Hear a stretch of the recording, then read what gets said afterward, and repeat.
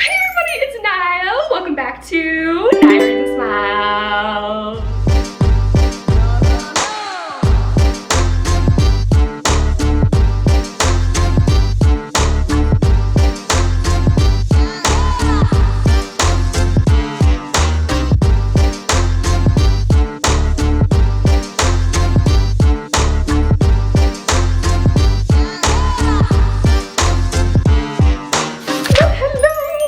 Video was in December. I am so sorry. I did not mean to disappear for 3 months. I was about to move in my last video, if you guys remember. I barely remember my last video. In January, in the process, like that week that I was supposed to be moving, I ended up injuring my eye and I had to go to the ER, which was really scary because never in my, like, God bless, I've never really had any serious injuries in my life. It was scary. I had a little bit of an existential crisis. Next month, so the first week of February, I had to go into a surgery. I was like talking to God. I was like, God, listen, you can take any other part of my body, just please don't take my eye. I have so many books on my TBR shelf. Even though it was just my eye, like the whole side of my face was just like, it looked like someone punched me. It was kind of grotesque. Like I did not look in the mirror for like a good, like 2 months basically. This all happened while I was supposed to be moving into my new apartment, which I ended up postponing. So I stayed with my parents, or my dad, here in Colorado. Then I finished moving finally, and just this weekend finished setting up my whole living room. And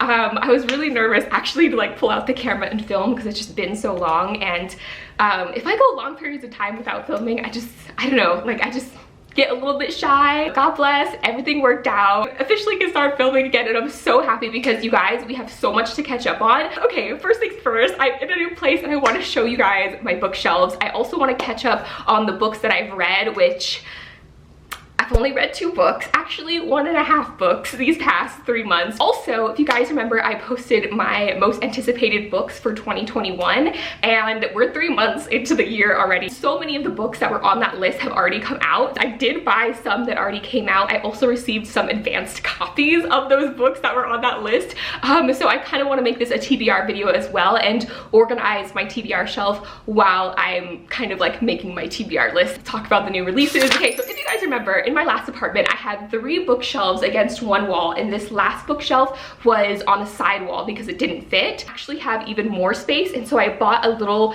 bookshelf, this one down here, that's a little bit smaller. I actually bought 2 of these ones, and the other one I was gonna put right there. I had no idea until after I ordered that bookshelf that this thing down here is a heater. You know, books and heat don't go together. I'm not trying to start any fires. So that, what is it, 4, 5, that's 6 bookshelves? 6 bookshelf is in my bedroom. So I will show you guys that in another video. There's actually only a few books on it. Honestly, I'm really proud of myself. Like, me and my one eye were able to read 2 books, but they're pretty big books too, so I do want to give myself a little more credit. I'm actually really happy that I haven't read all the books on my TBR yet because I wanted to do reading vlogs with you guys. First book I want to talk about, I started this book in January and I got about 100 pages in, and then I injured my eye and I had to stop reading. So towards the middle of March is when I started reading again, and I ended up just starting this book from the beginning again because I couldn't remember anything that happened. I just finished it like 4 days ago, and you guys, it has gone beyond my expectations of what I thought this book was going to be about. Witches Steeped in Gold by Shannon Smart. Witches Steeped in Gold. So this book actually hasn't come out yet. It comes out on April 20th. I was lucky enough to get an ARC back in December. This is Shannon Smart's debut novel, a YA Jamaican inspired fantasy book. It's told in dual POV. So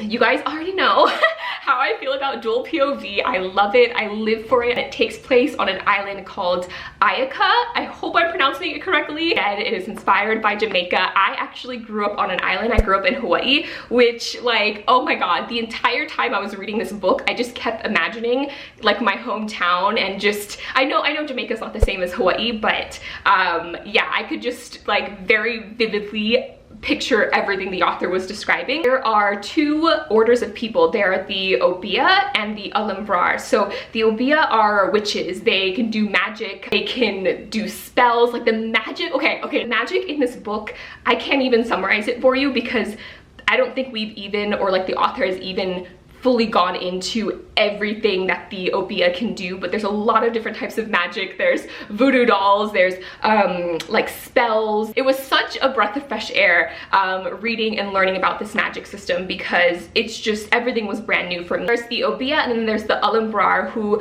don't have really much magic, I don't think. They can do this thing where they link themselves to Obeah and like channel their magic, but the Obeah are the more powerful people in Ayaka. Obeah ruled Ayaka until the Alimbrar overthrew them again. I think it was like 10-15 years ago. Not only did they overthrow the Obeah, but they killed everyone, the entire royal family, except for the daughter, who was able to escape, and her name is Iraya, and she's one of the characters we're following. She was thrown into Carne, which is like a prison, a labor prison. That's where she's been for the past, you know, all her teenage years, is just like plotting her revenge. The other character we're following is the daughter of the Alimbrar Empress. So the new ruler, I believe it's pronounced Doyenne, so the new Doyenne or ruler of Ayaka. We're following her daughter Jasmine as well. And Jasmine also has plans of her own. She's supposed to be ascending to the throne and become the next empress, but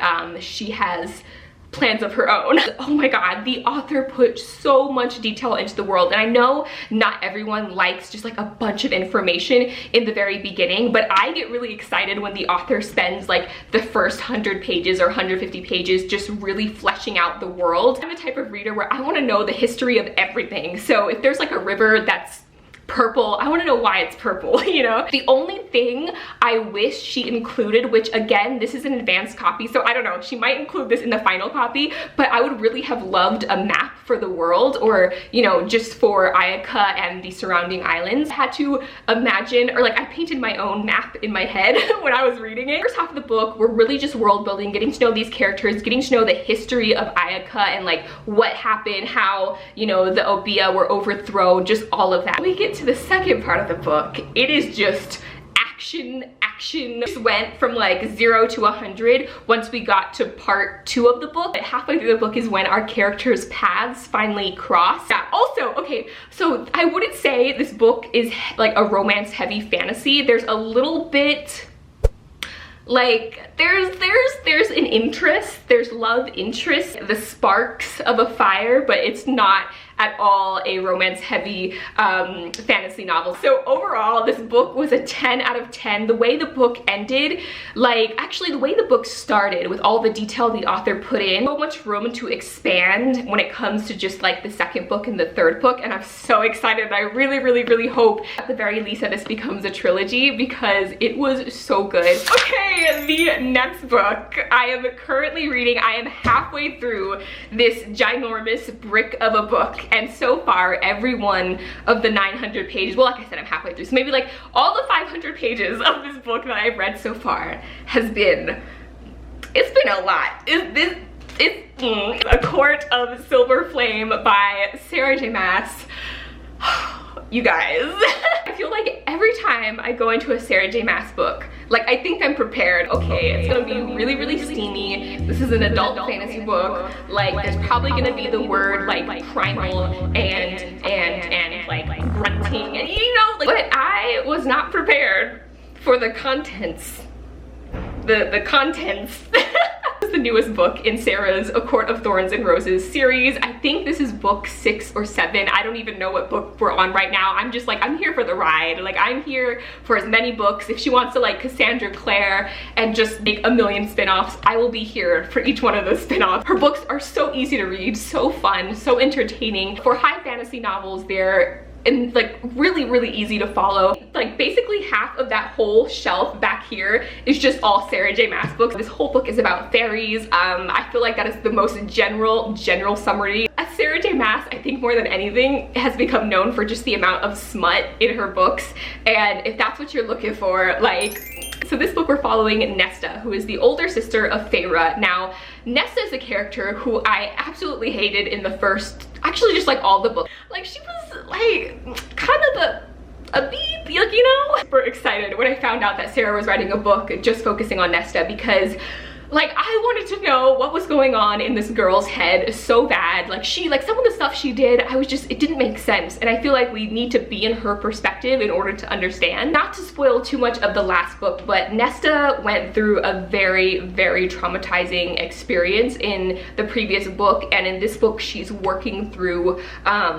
that PTSD and that trauma. So this book starts with Nesta just at rock bottom. You know how back in the day parents used to be like, oh, if you're bad, I'm gonna send you to military school, or I'm gonna send you to like some like training something, like I'm gonna kick you out of the house basically. That's what happened to Nesta. She did something in the beginning of this book, and Favor, her sister, just had enough of watching her destroy her life. She gives Nesta an ultimatum and is like, you can either go back to the human realms or you can go with Cassian. Hey, I would have, listen, if she would have said you have two choices, the human realm or Cassian, like I would have been like, Cassian, just, I'm here. I would have chosen Cassian in a heartbeat, but that's just me. Like, I understand Nesta didn't really like him, even though she said she kind of liked him in the last book, even though they had like a whole moment in the last book, but you know, like apparently she doesn't like him anymore. Her and Cassian are the two main characters in this book, and they're training together, and Cassian is helping Nesta work through her trauma and PTSD.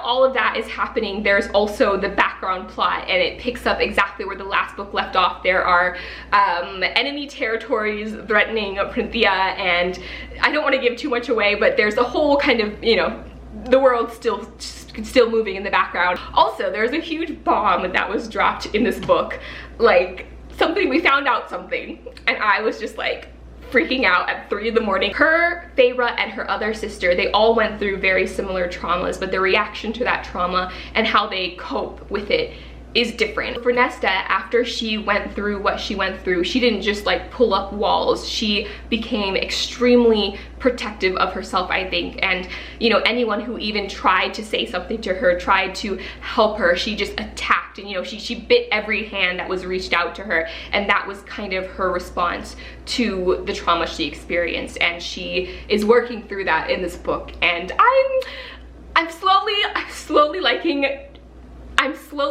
Nesta. You know, Cassian is one of my favorite characters, and she's so mean to him, and that's the part that kind of gets me. Relationship is developing. This book is definitely rated like R+++++. It's been said on Instagram or in an interview that she cut a lot of like the R-rated scenes out of the book because the editor was like, this is a lot, Sarah. And it's crazy because this is like what is left after they cut out everything they cut out, and I'm like, this is still a lot. Now we're gonna go to the floor, and I am going to organize this bookshelf, and we're gonna talk about my TBR list. So what I plan to read next, which I need your guys' help with because I'm behind on so many books. Hello! Okay, so we are in the corner of my apartment. This is my favorite spot in like my entire apartment. This is just like the spot, you know? This is my new bookshelf. She doesn't have a name yet, but I'm just gonna call her TBR shelf for now. But all the books on this shelf are books I have not read yet. All the books that I left down here that I haven't pulled off are books that I've already talked about previously. They're books that have been on my TBR forever. I have about 15 new books, which some of them are books that were on my like most anticipated books of 2021 list. So lucky to get some of these sent by publishers because some of them haven't come out yet. Other ones I pre-ordered and they came in the mail already, which I'm so happy about. I need you guys to help me decide which ones to read next. I feel like I'm just on such a fantasy, like, I feel like I'm always on a fantasy kick, but I'm in like such a fantasy mood right now. So I'm gonna start with like the 3 fantasy books I really want to read first. 2 most anticipated fantasies for 2021, and I can't believe I have a copy of one of these because this one doesn't come out until June, or the second one doesn't come out till June. So Ebony by JL. This is a new fantasy book, YA,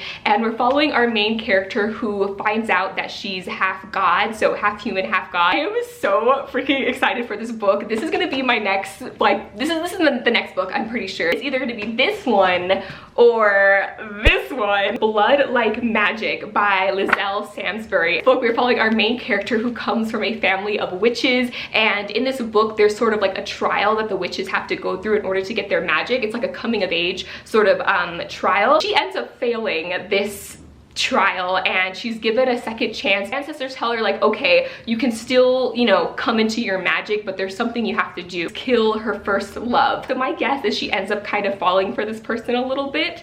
I don't know. I won't know till I read it. Also, both of these books have stunning covers. I'm absolutely gonna have to do a cover recreation for these because they're absolutely gorgeous. Next book. This is a book that I really regret not putting on like my master list of books, but I had no idea it was coming out, and I had seen this cover going around, but I thought it was a book that was already out. I just like 2 weeks ago read the synopsis and it immediately just bumped its way up the TBR list for me. The Infinity Chords by Akemi Dawn Bowman. Now this is a sci-fi, like futuristic sci-fi YA novel. This book following this character named Nami Miyamoto. She's on her way to a party with her friends, but she ends up dying or getting murdered before she gets there. Her consciousness ends up being uploaded to this kind of like cloud. I'm just imagining like the iCloud or something. Consciousness ends up being uploaded to a computer to this place called Infinity, which is where you go now when you die. The AI that was running the internet, which is Ophelia, which kind of is similar to Siri or Alexa,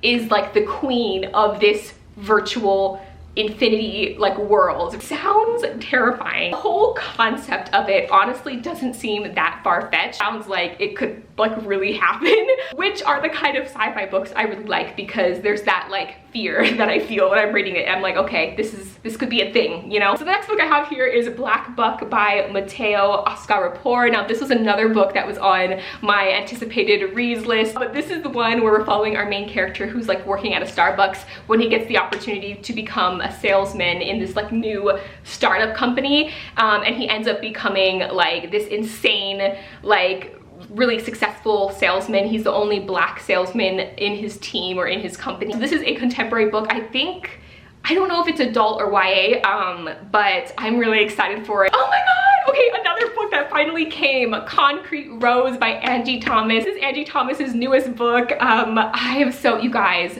all these covers, like 2021, the team, I hope they're paying the people who make these covers really well. They're so beautiful. This is a prequel to The Hate U Give. So in this book, we're following Star Carter's father, who is a big part of The Hate U Give, and this is kind of like his backstory, which we get a little bit of in The Hate U Give, but we have a full book now and get to like learn more about him. Oh my god, you guys, another one of my most highly anticipated fantasies, The Gilded One. It is finally out. Can you believe it? The amount of times, wasn't the date for this book pushed like 2 or 3 times? It's insane. I'm so happy The Gilded Ones is finally out. And do I want to read The Gilded Ones or Wings of Ebony next? The eternal struggle. So I don't know if anyone else is like this, but I love reading multiple books at the same time as long as the books aren't in the same genre. For example, I want to read all 3 of these fantasy books, but I would not read them at the same time because I just don't like to read all fantasy at once, or like I can do multiple contemporary books at once, but when it comes to fantasy, like because I'm in a whole new world, I really just want to focus on one world. These are like my top 3 TBR so far, and then I would put Concrete Rose as like number 4 on my TBR list. This is why I don't make TBR lists, because it's just I can't decide the order. Oh my god! Okay, another one that was on my list, Lore by Alexandra Bracken. Now, I've heard mixed reviews since this has come out, and I'm still super excited. This is Alexandra Bracken's newest book. She wrote The Darkest Minds, which, oh my god, still is one of my favorite YA books of all time, or YA series. This book is based off of Greek mythology. Okay, so let's talk about more contemporary, because I have quite a few contemporary books here. Next book I have here literally sounds like 16-year-old me, and it's kind of scary because I feel like a book was made off of like my 16-year-old self, but minus the romance, because I was more into like fantasy action. Happily Ever Afters by Elise Bryant. Now this is a new contemporary book. I think it was released by Epic Reads or HarperCollins Publishing. I just have to show you the cover because it is so stinking cute, you guys. Like, this was me. I have a picture of when I like had first went natural with my hair, and it literally looked like this, and this is what my laptop looks like. It's just covered in stickers, and it's crazy how much I just resonate just with the cover alone. In this book, we are following a 16-year-old Tessa who spends all of her time writing romance novels or romance stories. She's in high school and has never actually been in love or like been in a romance before, but she loves writing romance and has spent majority of her free time writing. She ends up being accepted into this very prestigious writing program, and she's very excited, but as soon as she gets into the program and sits down to write, she's like, nothing's there. She doesn't have a story, and it's the first time ever where she's experienced this sort of writing block. Her friend decides that Tessa needs a real life love story, right? Like something she can reference. So she makes this plan, basically like a step-by-step guide that Tessa follows in order to get this other guy that's either in the writing program or just goes to her school, to get this other guy to fall in love with her. And again, this just reminds me of like my 16-year-old self, but I wasn't writing romance back then. I was writing like sci-fi fantasy stuff. So this next book is a contemporary book told in verse, and I believe it's out already. I received it from Scholastic Books, Muted by Tammy Charles. Now this is a new YA book entirely told in verse,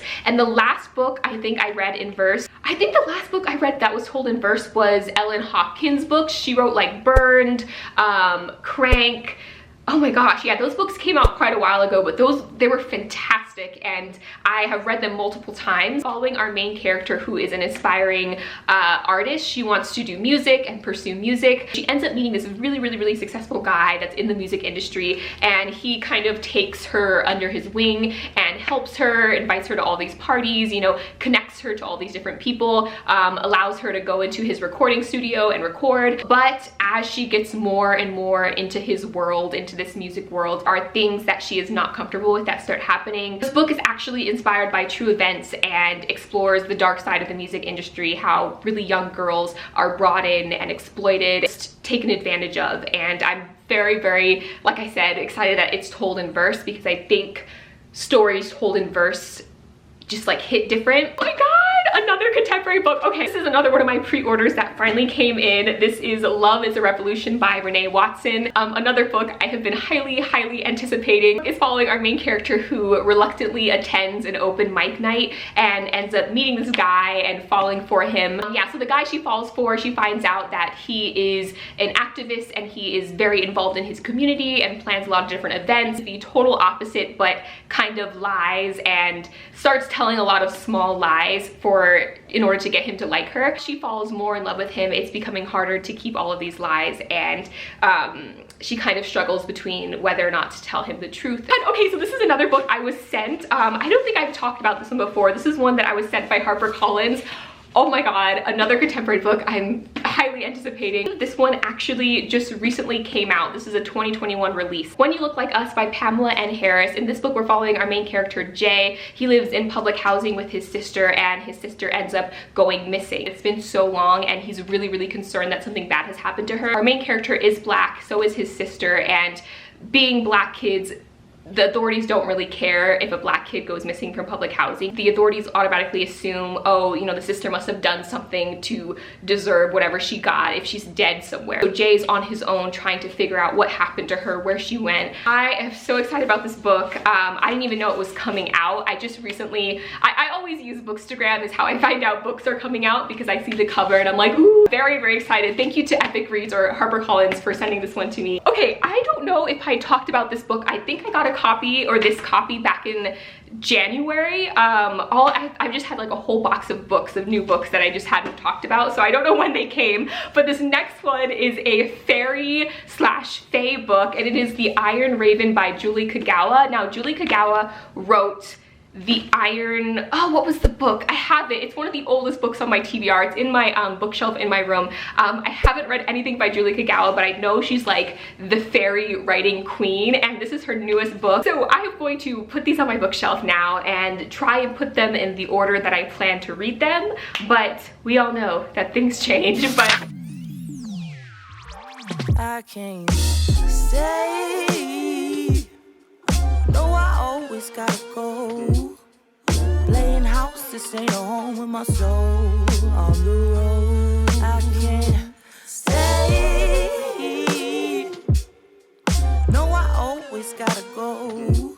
Playing house, This ain't a home with my soul on the road. Thank you guys so much for watching. Again, I'm so sorry. 3 months is too long. I will see you in my next video, so be ready because we have a lot to catch up on. Until next time, keep reading and I'll talk to you guys later. Bye!